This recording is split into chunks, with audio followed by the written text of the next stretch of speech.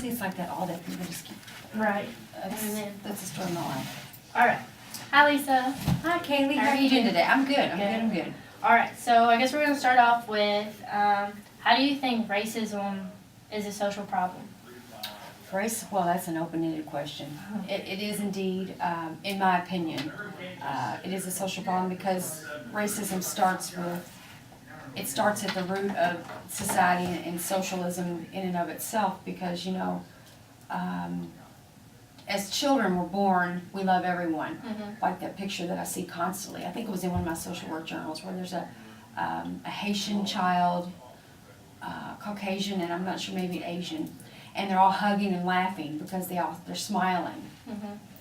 And that they know no racism, and it's taught at an early age. When parents, teachers, people that you don't even think kids are listening, they pick it up on TV, movies, the video games too. Those are another way that it's a negative impact on the community in some way, shape, or form. And I believe that racism does start at home. Mm-hmm. It starts with what you see your parents say, what they do, how they react. So it's a big problem, I believe. I agree.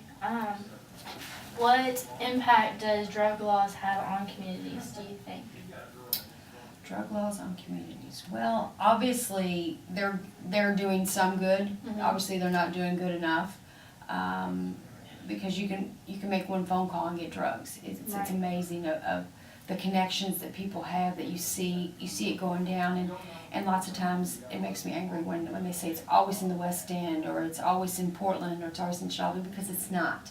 It's, if you look at Louisville, look at the Mhm. map of Louisville, if you look at the latest crime reports, there are drug lords. There's people, I know in the past month or so there's been several in J-Town, where I live. So it's all over the place, and I think that the laws that are out there aren't doing good enough. And again, it starts at home with your home life and how you're brought up and what you see, and the young kids, they see their brothers carrying guns and sisters too, and doing drugs. So it starts there, home once again. Do you think we as a society target a certain population?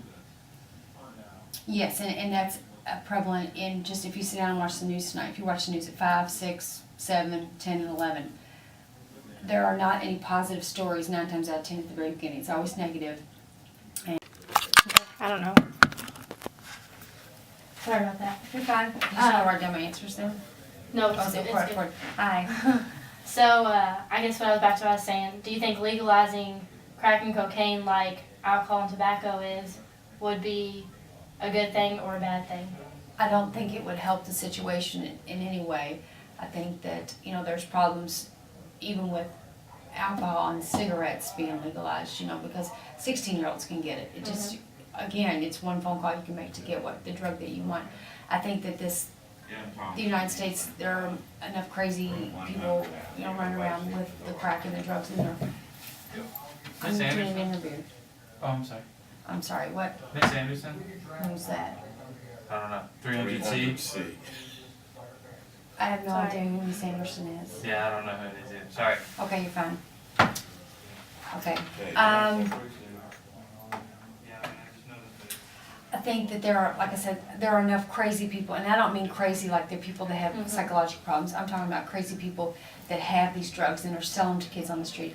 I think that if it's legalized, we're doomed. I think that just puts it, may as well just stop, because then everybody's a lot of people that already have problems, addictions, may pick up new addictions, and if you can get it even easier to wipe away the side effects of other drugs, I think that's a bad idea to legalize anything else. I agree.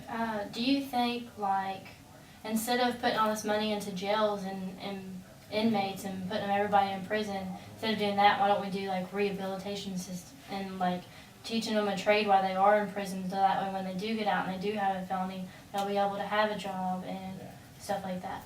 I think if we could get more federal funding within the jail system, even in the juvenile system for rehab programs, so if they're in there for any length of time, even starting at a week, they need to go to classes and they need to show, that way, like you said, when they do, when their sentence is up, when they are released to the world, they're not back out on the streets, so that they can get a job and they don't have to go living in somebody's basement for a while, maybe even a way that they could start making some kind of money to where they would have apartment rent for the first 6 months if they've been in jail for a Right. long time, and then they have learned to trade and gone to self-help groups within the rehab program in the jail system. And it all comes down to money and funding. Right. Is there inequalities in our justice system? And if so, do you think race has anything to do with it? I think the inequalities that are currently there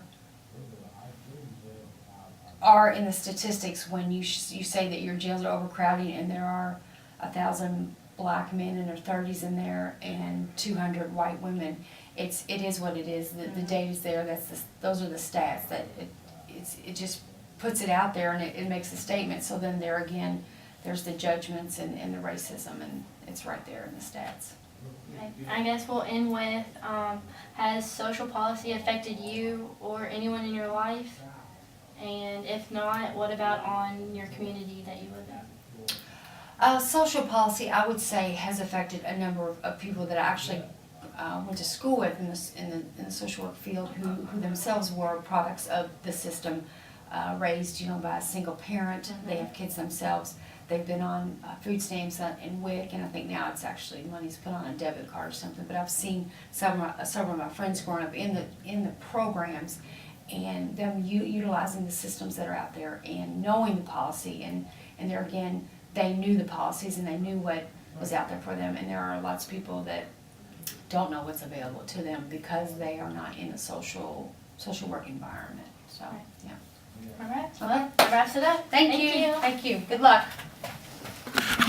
All right, 4:59. See, that wasn't that bad when we got started, was it? No, it's fine. If I'd have known